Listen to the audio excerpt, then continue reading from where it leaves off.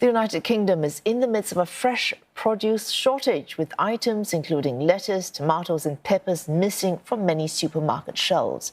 Retail bosses and the government have blamed bad weather in Europe and Africa. But farming organisations and businesses believe there may be more to it than just that, as Makin-Isherwood reports.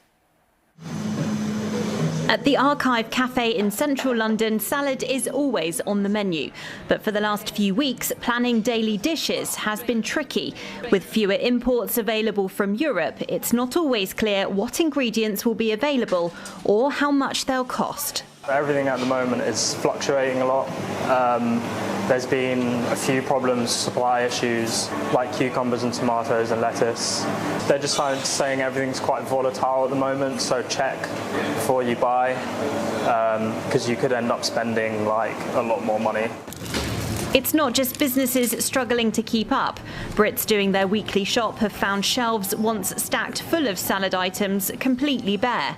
Big supermarkets say unfavourable weather in Europe and North Africa has affected crop yields and led to fewer lorry loads of veg coming across the English Channel.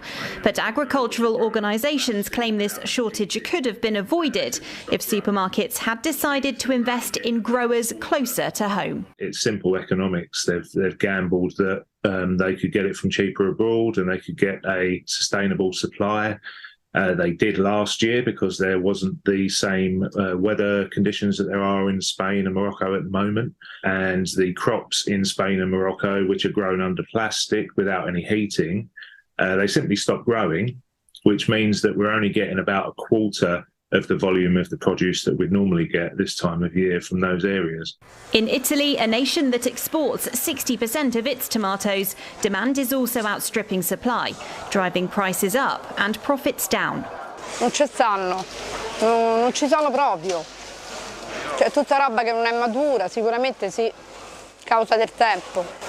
But when, even in a war zone like Ukraine, shoppers appear to have more choice than Brits right now, and growers arguing Brexit border queues and customs fees may be pushing suppliers elsewhere, many are questioning whether it's more than bad weather causing the chaos. Supply shortages in the UK became so dire that in recent weeks many major supermarkets started rationing the number of items that customers could place in their baskets. Those restrictions are now starting to lift, but the government is facing increasing pressure to assess the UK's food security.